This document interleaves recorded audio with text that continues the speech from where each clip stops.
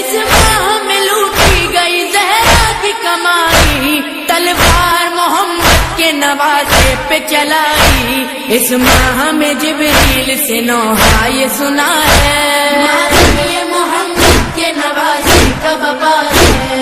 ये माह मुहर्रम है, ये अय्याम अज़ार है, ये मोहम्मद के नवासे का वफा है। आशूर का दिन भूल न पाएगा ज़माना, लूटा गया उस रोज मोहम्मद का घराना।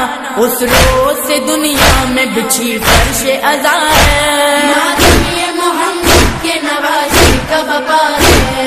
ये माह मुहर्रम है, ये अय्याम अज़ार है, ये मोहम्मद के नवासे का वफा है। जब जोहर तक हुसैन 72 को रो चुके, अकबर को रो चुके, अली असगर को रो चुके, एक दोपहर में बावफा लश्कर को रो चुके, फिर फौज बदनसब से मुखातिब हुए इमाम। हुज्जत तमाम करता हूँ, सुन लो मेरा प्याम। मैं रहूं या न रहूं, मैं रहूं या न रहूं, मेरा इस्लाम रहेगा, मेरा पैगाम रहेगा।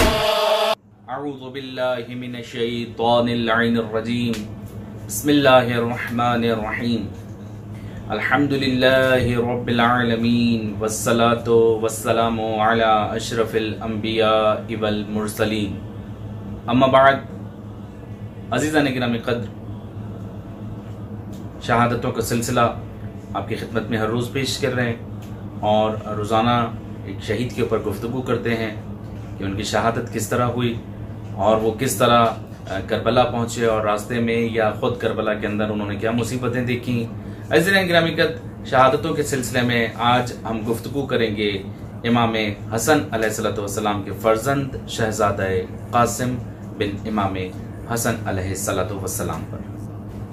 अज़ीज़ान गिरामी क़द्र, शहज़ादा क़ासिम की वालदा जनाब उम्मे फरवा, चचा इमाम हुसैन अलैहिस्सलाम, आप यानी शहज़ादा क़ासिम अलैहिस्सलाम इमाम हुसैन अलैहिस्सलाम के हमरा अपनी वालदा के साथ करबला तशरीफ लाए।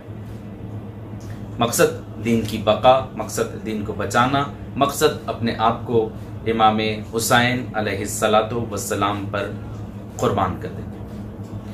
अज़ीज़ान गिरामी क़द्र, 7 मुहर्रम को जब पानी बंद हुआ और ये सिलसिला 10 मुहर्रम तक जारी रहा, ये बच्चे बिलखते रहे, लेकिन शहज़ादा क़ासिम, क्योंकि रिवायात में शहज़ादी की उम्र मुबारक 13 बरस थी, तो आप काफ़ी मजबूत रहे और आपने कोई शिकायत ऐसी नहीं की। यहाँ तक कि शब आशूर जब आप पहुँची तो इमाम हुसैन अलैहिस्सलाम ने ख़याम का जब जायज़ा लिया तो शहज़ादे क़ासिम से जो गुफ्तगू हुई उसमें इमाम हुसैन अलैहिस्सलाम अपने भतीजे से पूछते हैं, बेटा तुम्हारी निगाह में मौत कैसी है या तुम मौत को कैसा पाते हो।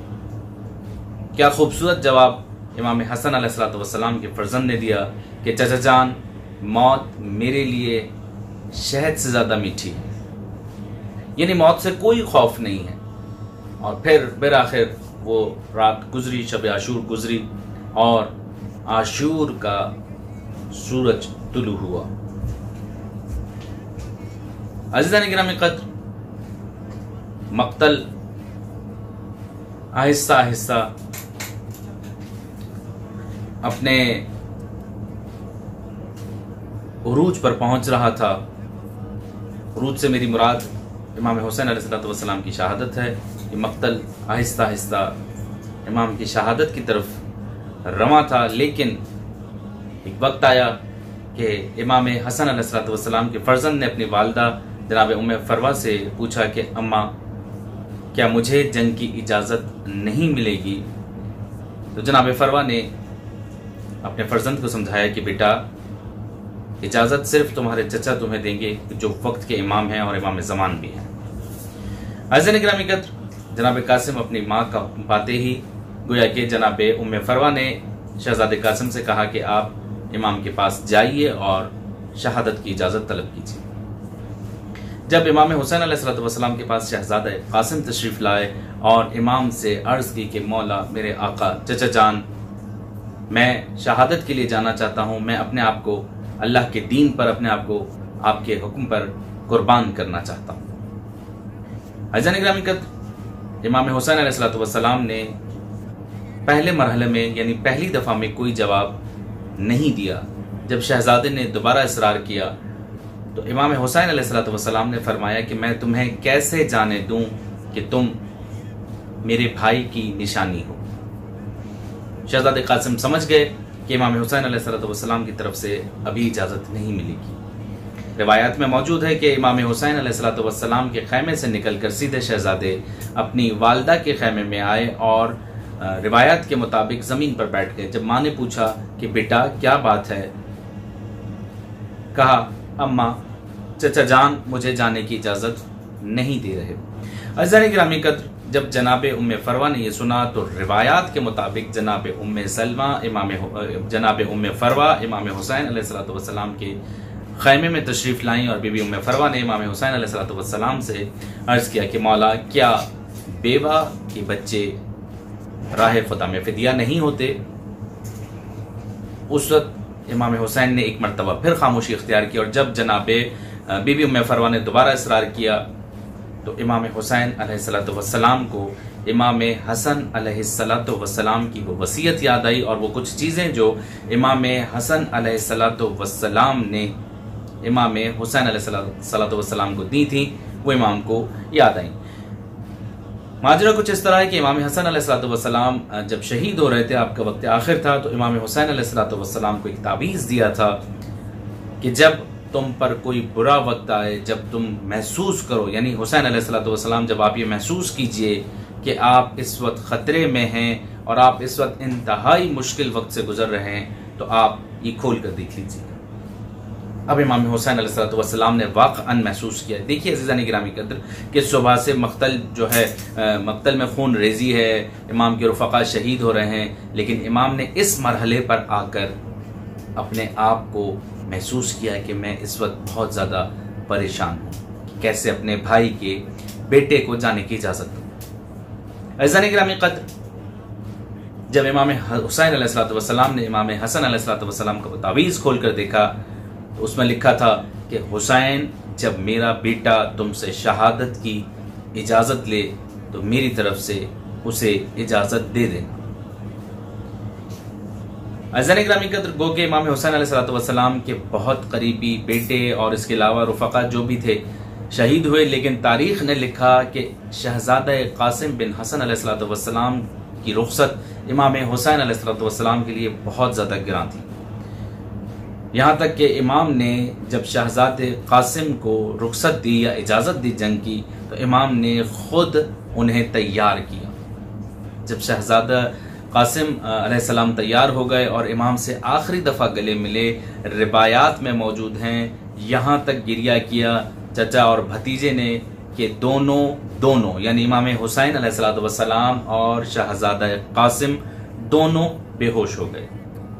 کچھ دیر کے بعد امام حسین علیہ السلام شہزادے کو رخصت کرتے ہیں اور پھر امام حسن علیہ السلام کا لال جلال میں مقتل میں آتا ہے، اور جب رزق خوانی ہوتی ہے دور بیٹھے ہوئے اشقیاء یہ دیکھ رہے ہوتے ہیں، ایک شقی دوسرے سے کہتا ہے کہ دیکھو کتنا خوبصورت جوان آیا ہے جس کا چہرہ چاند سے ملتا ہے۔ یہاں تک روایت میں موجود ہے کہ امام حسین علیہ السلام کے بھتیجے یعنی شہزادہ قاسم کے جوتے کا تسمہ جو ہے وہ زمین پر لگ رہا تھا اور آپ سواری پر سوار تھے۔ ایک نے دوسرے سے کہا کہ تم اس طرح کے خوبصورت نوجوان کو قتل کرو گے؟ اس نے کہا یقیناً میں قتل کروں گا۔ تو وہ جس نے سوال کیا وہ کہتا ہے خدا کی قسم میں ہرگز اسے ہاتھ نہیں لگاؤں گا، کیا اس طرح کے نوجوان بھی مارے جاتے ہیں؟ عزیزان گرامی قدر، بہرحال امام حسن علیہ السلام کے لال نے جنگ شروع کی۔ چاروں طرف سے اشقیاء ہیں اور ہر طرف سے ادھر سے بھی حملے ہو رہے ہیں اور شہزادہ قاسم بھی جنگ فرما رہے ہیں، اور وہ جنگ تاریخی جنگ تھی کہ جس میں ایک 13 سال کا بچہ یزیدی لشکر سے لڑ رہا ہے، نہ کوئی خوف ہے نہ کوئی تذبذب ہے، 3 دن کی بھوک اور 3 دن کی پیاس، لیکن حضرت عباس کے بھتیجے مولا کائنات کے پوتے لڑ رہے ہیں۔ لیکن روایات میں موجود ہے کہ جب انہوں نے دیکھا کہ قاسم کا راستہ روکنا مشکل ہے تو انہوں نے چاروں طرف سے گھیر لیا اور امام حسن علیہ السلام کے فرزند کے اوپر چاروں طرف سے حملہ کیا گیا، اور پھر ایک تیر ایسا لگا کہ امام حسن علیہ السلام کے فرزند نے ایک آواز بلند کی، چچا جان میری مدد کیجیے، چچا جان میری مدد کیجیے۔ اور بعض روایتوں میں ہے کہ امام حسین کو آخری سلام پیش کیا کہ السلام علیکہ یا ابا عبداللہ۔ عزیزان گرامی قدر، جیسے ہی آواز امام حسین علیہ السلام کے کانوں سے ٹکرائی، چونکہ امام حسین علیہ السلام خیمے کی جانب کھڑے ہوئے تمام تر مناظر دیکھ رہے تھے، جیسے ہی امام نے اپنے بھتیجے کو زین سے زمین پر آتے دیکھا، امام تیز رفتاری کے ساتھ مقتل میں پہنچے، اور اس طرح پہنچے کہ یزیدی فوج امام حسین علیہ السلام کو دیکھ کر گھبرا گئی۔ چونکہ شہزادہ قاسم زین سے زمین پر آ چکے تھے، جب یزیدی فوج نے امام حسین کو آتے دیکھا تو ادھر کے اشقیاء اس طرف جانے لگے اور ادھر کے اس طرف آنے لگے۔ چونکہ شہزادہ قاسم زمین پر آ چکے تھے تو گھوڑوں کی ٹاپوں کے تلے پامال ہو گئے، اور پھر امام حسین علیہ السلام، اللہ جانے جس کو جانے کی اجازت دینا امام کے لیے بہت گراں تھا، شہزادہ قاسم کی لاش کس طرح خیمے میں لائے ہوں گے اور ماں کو کس طرح بتایا ہوگا۔ عزیزان گرامی قدر، یہ ہیں کربلا کے شہید کہ جنہوں نے اللہ کا دین بچانے کے لیے اپنی جانوں کا نذرانہ پیش کیا۔